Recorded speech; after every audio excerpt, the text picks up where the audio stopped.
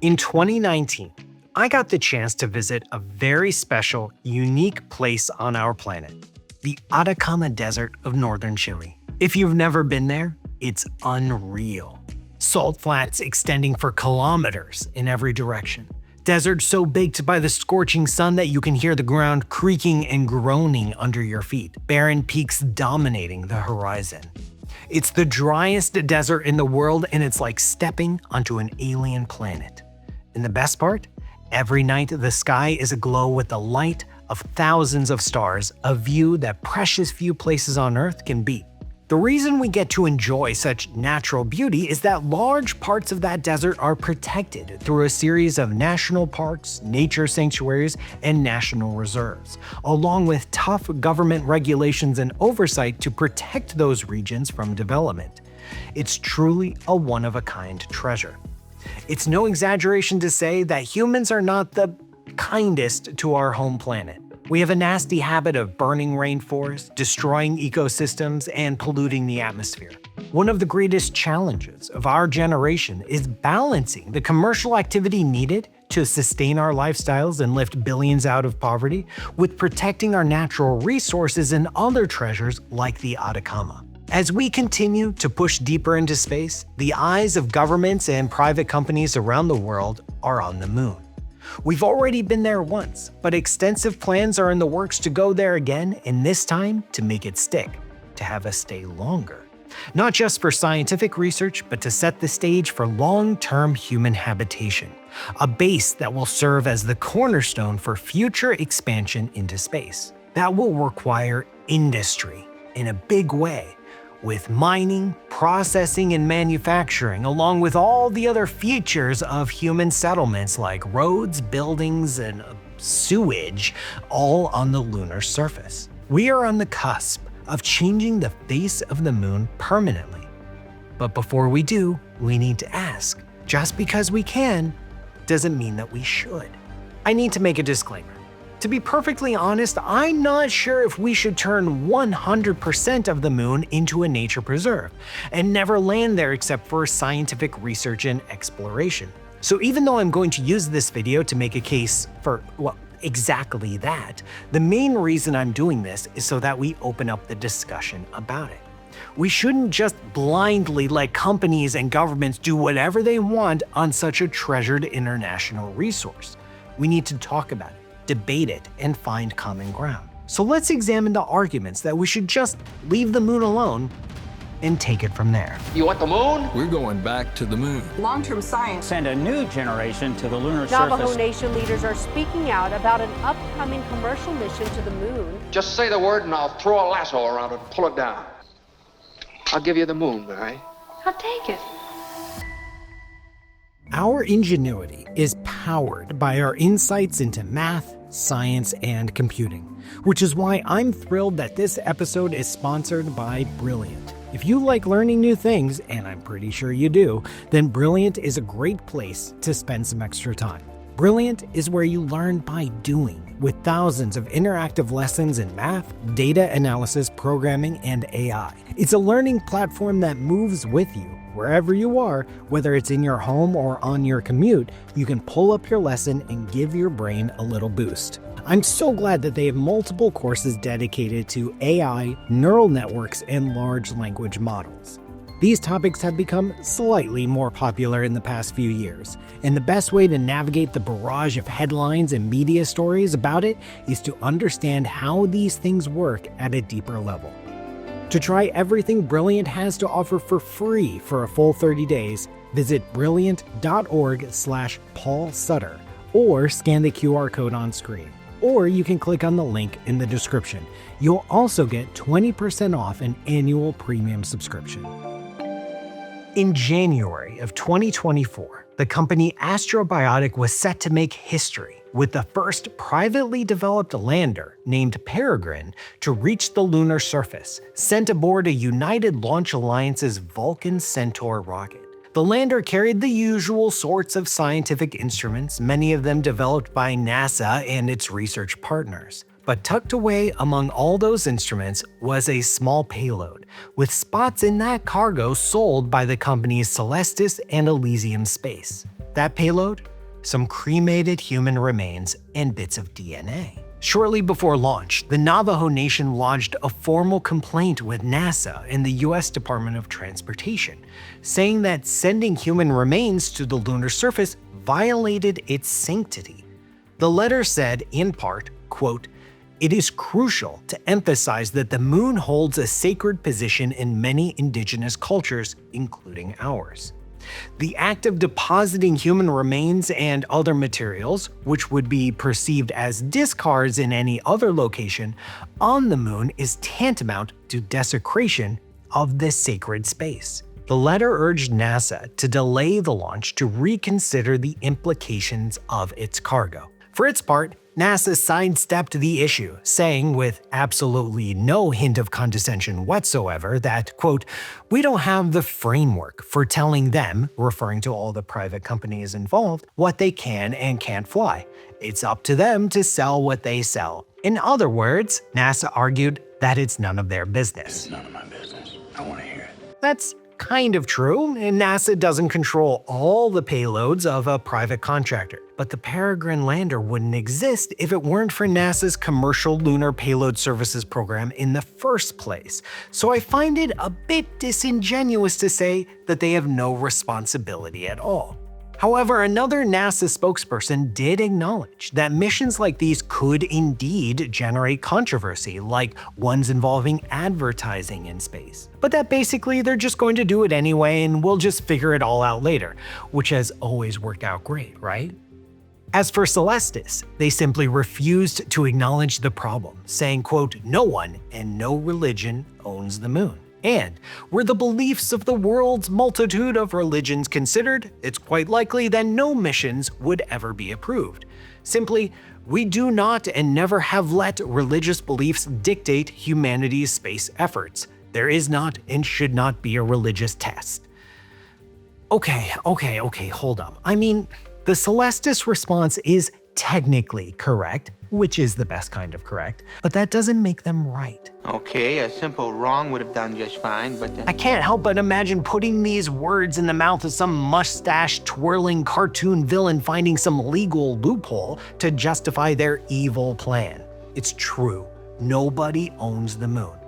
But that doesn't mean that anybody can do whatever the heck they want. Taking that argument to the extreme, do we really want some giant corporate logo burned into the regolith for the world to see, so that every time you gaze up into the night sky, you're reminded of the existence of some Silicon Valley startup? Because of course it would be some Silicon Valley startup to pull a stunt like that. In an ironic twist to this whole saga, shortly after launch, the Peregrine lander suffered a propellant leak. It ended up spending 6 days in Earth orbit before burning up in the atmosphere. So, maybe the universe is trying to tell us something. Regardless of what you think of the merits of the Navajo Nation's complaint, it does open up a larger discussion about the cultural heritage of the moon. The moon is... the moon! It's been the same moon we've had since the dawn of humanity. Yes, our understanding of it has changed over the millennia, but it's still recognizable to every single human culture throughout the world and throughout time. We've worshipped it as a deity, used it to mark the rhythms of our lives, and carefully observed it to unlock the mysteries of the universe. Yeah, a few settlements or some minor mining operations aren't necessarily going to be visible to the unaided eye, but it's not hard to imagine that spiraling out of control. Consider scenes from, I don't know, The Expanse, with glittering cities across the lunar near side. It looks cool and all, but we need to ask, is that what we want? Do we want the moon to look like that? Now, I love me a good city skyline view, but I also love mountains and forests and Atacama deserts just as much. On Earth, I get a choice. I can live in a dense urban environment, or I can retreat into the woods. I have the freedom to choose what I want to look at. With the moon, you don't get a choice. If we industrialize the moon, it affects everybody across the world equally. What one government, company, or even person decides has global consequences. Right now, there are no regulations or restrictions on what a private individual can do. Nobody owns the moon, and yet everybody has a stake in it. Some cultures still worship the moon as a deity, or use it to mark the rhythms of their lives, or carefully observe it to unlock the mysteries of the universe.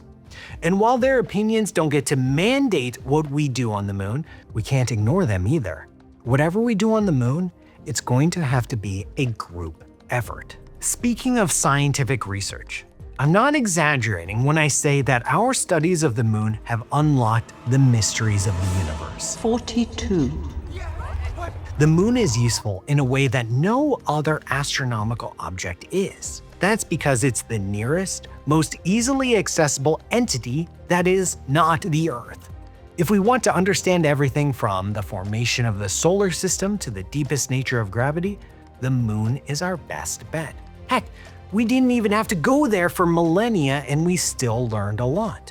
One of the earliest pieces of evidence that the Earth was round came from lunar eclipses. The shadow our planet casts on the moon is always circular, which would be impossible if the Earth was a flat disk. When Galileo first gazed at the moon with his homespun telescope in 1609, he immediately recognized, thanks to his background in painting and perspective, that the dark corners and edges on its surface were shadows caused by mountains, proving that the moon was a three-dimensional object, not a flat, polished disk. And nearly a century later, as Newton was contemplating the nature of gravity, he realized that the force that pulls an apple from a tree is the exact same force that keeps the moon in its orbit around the Earth, unlocking gravity as a universal force of nature. Once the Apollo missions brought back the first lunar samples, however, we really got going. Those missions, despite each only lasting a day or so on the lunar surface, resulted in over 3,000 scientific publications. Perhaps the most astonishing result was that lunar regolith, the dirt that covers the surface, contains many of the same radioactive elements as the Earth's crust, in many of the same proportions. This was a huge piece of evidence for the giant impact hypothesis, that 4 and change billion years ago, the proto-Earth was struck by an object the size of Mars that mostly buried itself in our own planet, but also threw up material to create the moon. Today, we treat the moon as a time capsule. It's a relatively untouched, pristine environment that records a memory of that event. Soon after the moon was created, it cooled off and solidified, and it's basically been the same since. By digging into the moon, we learn about what life was like at the very dawn of the solar system. But the moon hasn't been completely static in all that time. Impacts from asteroids and comets, big and small, have left their mark on the surface, and the size, positions, and even shape of all those craters tell us about the dynamics of the solar system over the course of billions of years. We use that kind of cratering record to determine, for example, how efficiently comets delivered water to the early Earth. If we want to understand how we got our oceans and our life, the moon has the answer. Many nations have active sensors and detectors on the lunar surface or in orbit, like NASA's Lunar Reconnaissance Orbiter, which is currently mapping where water ice might exist on or near the surface. All these instruments give us a portrait of an alien world, one that formed right next to us, but followed a completely different trajectory in evolution. If we want to understand how small worlds evolve in systems across the galaxy, the moon has the answer. Check this out. The sun is constantly emitting a stream of tiny charged particles called the solar wind. That solar wind burrows itself into the regolith, where it leaves tiny little holes and can change the chemical composition of the molecules found in the regolith. Take up a scoop of lunar dirt and you can read off billions of years worth of solar activity. If you want to understand what the sun was up to billions of years ago and how that might have affected, say, the evolution of life on Earth, the moon has the answer. The thing is, lunar science is just getting warmed up. We've only been able to touch, smell, and taste, you know someone's done it, the moon for a little over half a century. There is so much we have yet to learn about the moon. I could devote an entire episode to it, and I just might. Are you threatening threatening me? We have near-term goals, like building better maps of the interior to better understand how it formed, to mapping the chemical composition of the various regions on the surface to better understand how geophysical processes operate in low-gravity, airless environments. And then there are the surprises, the long-term goals, the things that we have yet to learn because we don't have the tools, techniques, or expertise to begin even asking the questions. I'm not saying we're going to, find a life buried under the surface, even though that would be awesome. But the moon has much to teach us. Increased industrial activity on the moon puts this all at risk. For example, we might find a crater in the South Pole that's shielded from the sun and has water ice on the surface, and that would make the perfect spot to investigate the nature of the moon even further. Oh, nope, sorry, you can't do that because now there's a moon casino there. Yes, I know the moon is big. The lunar surface has a total area slightly smaller than the continent of Asia, and last time I checked, Asia is really, really big. And there are lots of places in Asia that are developed or industrialized, and there are plenty of spots that are the subject of intense scientific research or under protected status. But with the moon, we don't know which places are the best for science yet. And if we always let private development come first, with anybody with an itchy launch finger given free rein to go wherever they want and do whatever they want, we might miss out. We already know that we've made many mistakes in the past on Earth with that kind of loosey-goosey attitude. Just look at how we know that the deforestation of the Amazon rainforest is causing us to lose knowledge of potentially beneficial pharmaceuticals before we even get to know about them. We don't need to repeat those mistakes again. We even have a framework for doing this right. In 1948, the United States proposed that Antarctica should be held under the guardianship of the United Nations. By 1961, the first of the Antarctic treaties were signed into law by many nations. Among other things, the treaty prohibits nations from building military bases on the continent and testing nuclear weapons. And while many nations have claims to Antarctic territory, the treaties put them on hold until some indeterminate time in the future.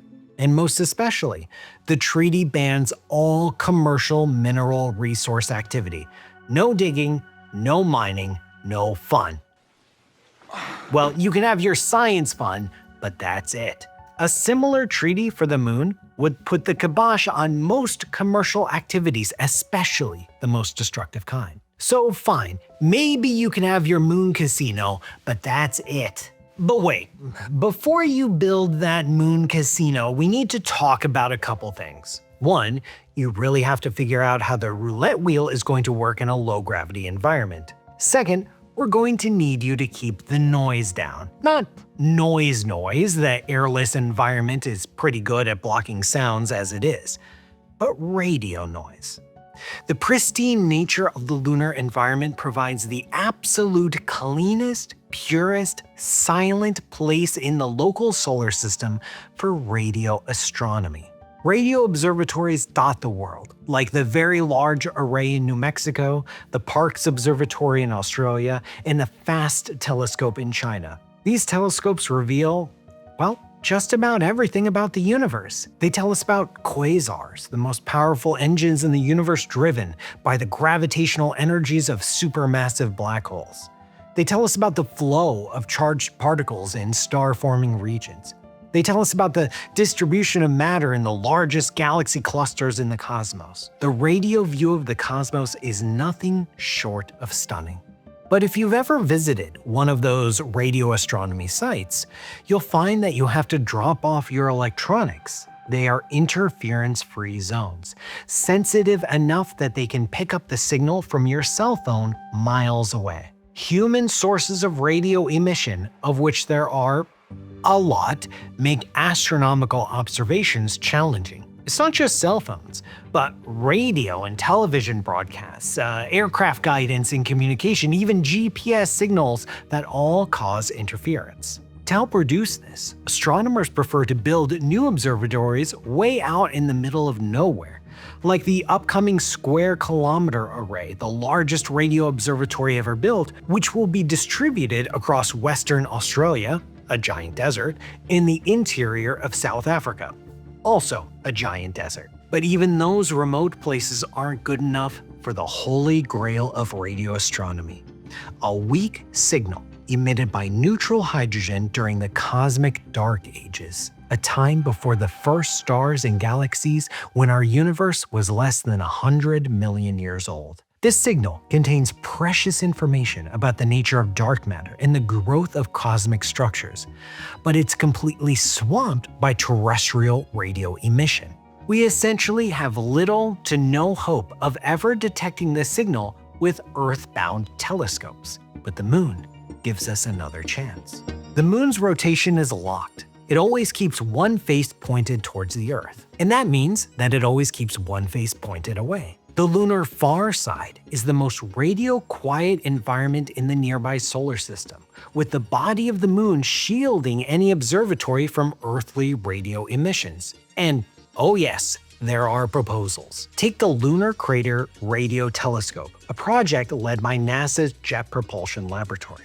The idea is to take a specialized set of rovers and deploy them on the rim of a suitable crater. The rovers would split in half, with one segment anchoring itself on the rim, with the other rappelling down the crater wall, carrying a thin wire with it. Those wires would meet at another lander placed at the center of the crater, which would connect the wires together and deploy a receiver antenna, essentially turning an entire crater into a single radio dish larger than anything we can hope to build on the Earth.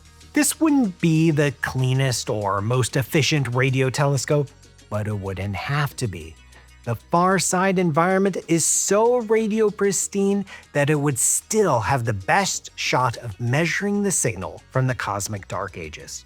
Other proposals include the Far Side concept, which stands for Far Side Array for Radio Science Investigations of the Dark Ages and Exoplanets. I don't know if you're allowed to use the word far side in the acronym Far Side, but here we are. Instead of a single megadish, the Far Side concept is to deploy many base station landers and independent rovers that would unspool kilometers of radio antenna wire between them, creating a gigantic network of connected and correlated instruments to give a super-duper high-resolution image of the Dark Ages, in addition to other science goals. Both the Lunar Crater Radio Telescope and the Far Side Observatory are ambitious, to say the least, requiring the development and deployment of many autonomous vehicles, not to mention likely the use of local lunar resources in building the instruments, which brings up an interesting conundrum. These observatories need to be built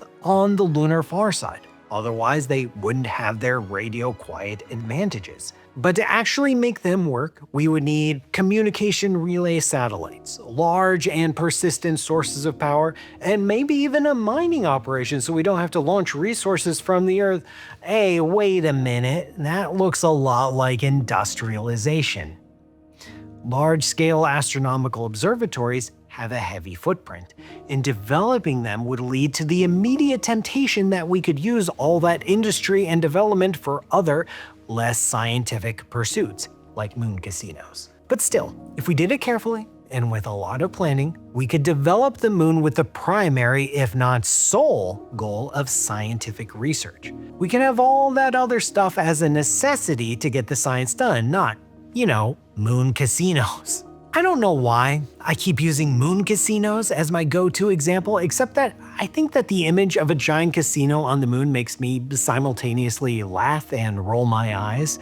I don't think space or lunar tourism is going to be the big draw that transforms the moon into something unrecognizable. Instead, I think it's going to be more about large-scale mining and industrialization that scars the lunar surface. So when it comes to possible industrial hellscapes that the moon might turn into, think less Las Vegas and more Gary, Indiana. No offense, Gary, Indiana, but you're kind of an industrial hellscape. Plans for the expansion of humanity in the solar system often call for a large lunar base. This is for several reasons. For one, the moon is the most easily accessible alien world. So if we want to officially become a multi-planet species, the moon is only a few days' ride away, compared to the multi-month journey it takes to get to Mars. Second, because of that proximity, the moon makes a perfect testbed for technologies and techniques that we can deploy to other dead, airless rocks across the solar system. Lastly, we can use the moon as a sort of staging post, where we have fuel and water depots that we can use to refill missions into deeper space.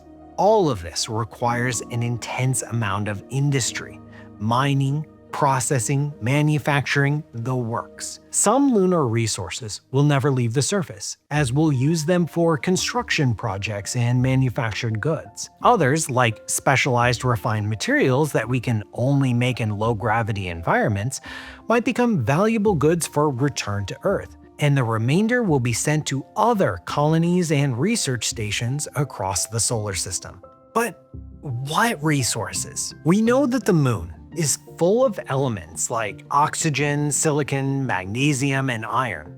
All of these have a variety of uses, from water and fuel to computer chips and walls, I guess. But the trouble with the moon is that there hasn't been any tectonic activity to concentrate rich deposits of minerals in key spots. As far as we know, which admittedly is very little, the elements and minerals of the moon are just kind of sprinkled around. For example, take water ice.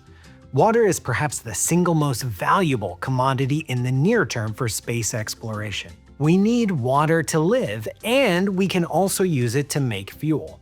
But except for potential rich deposits in polar craters, the water on the moon varies in concentration from a low of 0.0001% to a high of 0.02%. So you're telling me there's a chance? You'd have to dredge metric tons of regolith just to squeeze a few glasses of water out. The same is likely true of other elements, especially heavier elements like iron and aluminum. For quite a long time, lunar bases are going to require a steady supply of materials from the Earth. And even with the cheapest launches possible, that's going to severely limit how much we can accomplish on the lunar surface.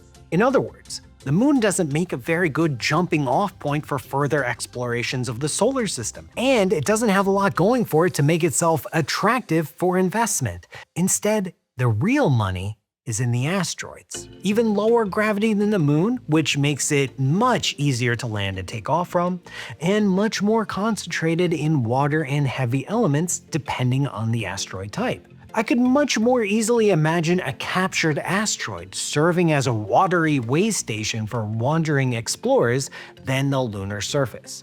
And if you want heavy industry, you're much more likely to want to target something like, I don't know, 16 Psyche, a metal-rich asteroid that has something like $2 quadrillion worth of heavy elements. Since the moon isn't likely to be that great of an industrial hub, and isn't likely to be a useful jumping-off point for further exploration, that leaves creating bases on the moon just for the sake of creating them on the moon. So why don't we just leave it alone? Let's go back to the Atacama for an example. Aside from some limited mining operations, there isn't much there anyway that's worth the time and cost it takes to get it. The same goes for Antarctica, which has an abundance of ice and penguins, neither of which are in high demand in the global market. It's easy to make those places nature reserves because they don't have much attention from commercial interests anyway. Instead, the mountain peaks of the Atacama are home to some of the world's most advanced observatories, like the ALMA array and the upcoming Giant Magellan Telescope. And Antarctica is home to many research stations and bases, including at the South Pole itself, which serves as an excellent astronomical observatory. These places are desolate, barren, and beautiful in their own ways, and we intentionally keep them that way, so that we can enjoy them as they are, not as they used to be. Like I said at the beginning, I don't think that all these arguments taken together mean that we should cut off access to the moon completely. I do believe in reasonable compromise, but we need to raise these kinds of arguments in order to start a discussion. And we need to be aware of these considerations before we give governments, and especially private companies, a free hand to do whatever they want. In a future video, I'm going to explore what governments and international organizations have already tried when it comes to wrestling with these issues, like NASA's Artemis Accords. But that's a separate discussion. So what do you think? Do you think these arguments make sense, or are they completely off base? Is it worth it to have these sorts of discussions? Or should we just tear the place up? Let me know what you think in the comments, and thank you for sharing your time and space with me today.